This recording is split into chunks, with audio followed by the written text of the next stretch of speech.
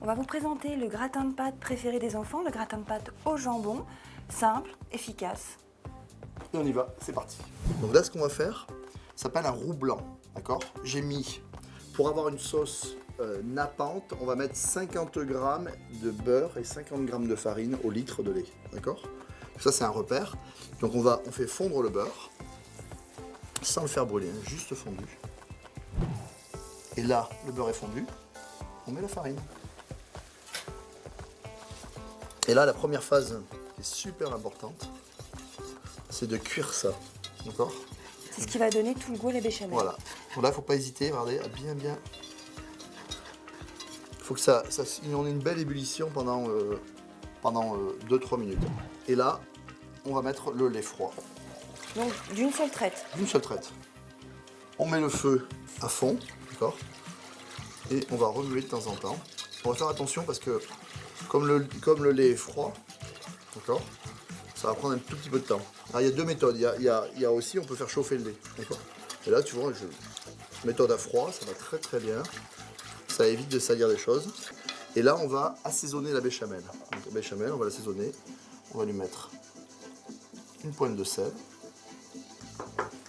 On va lui mettre un tour de poivre du moulin. Et tu vas mettre une belle pointe de muscade. Un noix de muscade. Hein. Très important si vous voulez avoir un gratin de pâtes qui ait vraiment du goût. Ouais.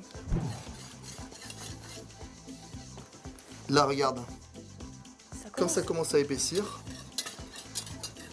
on va cuire, on va la porter à ébullition et on va la cuire pendant 1 à 2 minutes aussi pour enlever ce goût de farine, d'accord? Tout en remuant de temps en temps. Et si tu fais une sauce béchamel trop épaisse, tu vas avoir un gratin de pâte trop épais. Donc il faut vraiment faire une pâte super liquide, d'accord? Si tu veux faire plus gourmand, tu peux remplacer une partie du lait par de la crème fraîche, d'accord? Bien évidemment, ok? Là, la sauce béchamel, elle est cuite. On va la réserver ici. Et on va s'occuper maintenant de cuire les pâtes. Alors j'ai fait chauffer de l'eau avec un couvercle, parce qu'avec un couvercle, on gagne du temps et on gagne de l'argent, puisqu'on va économiser à peu près 30% d'énergie, et c'est important. On ne sale jamais l'eau des pâtes avant, d'accord? Parce que ça retarde aussi l'ébullition. Donc au moment de l'ébullition, je vais bien saler mes pâtes. On va jeter toutes nos pâtes en pluie. Voilà, on remue au début et on va les cuire à peu près 8 minutes. Les formes, c'est comme vous voulez, c'est comme vous aimez. Hein. C'est les pâtes, les coquillettes pour les enfants, tout ce que vous voulez, du moment qu'elles soient bien cuites. Et on va les cuire un peu al dente, c'est-à-dire qu'on va les cuire encore un petit peu croquantes, puisqu'elles vont recuire en gratin. D'accord, mais ça, vous l'avez compris, tout va bien. Allez, hop. Là, les pâtes sont encore al dente, on va les égoutter. Et on va les mettre dans un saladier. On peut faire ça dans le plat aussi directement, hein, d'accord? On va mettre de la sauce béchamel. Ici, on va mettre pas mal, hein, t'as vu? Tu vas ajouter un petit peu de fromage à l'intérieur. Donc je parsème dessus. Parsemer, voilà, un gros parsemage. On est gourmand alors. Voilà. Et je mélange. Ouais, tu vois, on n'a pas mis de crème fraîche. Donc là, du coup, on va compenser un petit peu en fromage, d'accord? Le fromage, vous mettez du gruyère ou un comté râpé ou parmesan, cantal, un peu ce que vous aimez. Hein. Ouais. Voilà, donc vous avez vu, on a un mélange un petit peu bien crémeux, hein, ce qui est super important. Le fromage est en train de fondre. Et là, je vais couper le jambon en dés.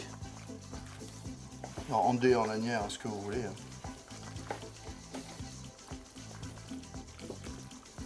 Et tous ces petits dés là, on va les mettre ici. Alors, vous pouvez mettre un peu moins de jambon, hein, si vous voulez. Et si vous reste du poulet rôti, un reste de poulet rôti, ça va très bien aussi. Tout simplement, donc le mélange dans notre plat gratin. Des pâtes bien salées, une sauce béchamel bien assaisonnée, du jambon premier choix. Et pour être bien gourmand, un petit peu de gruyère.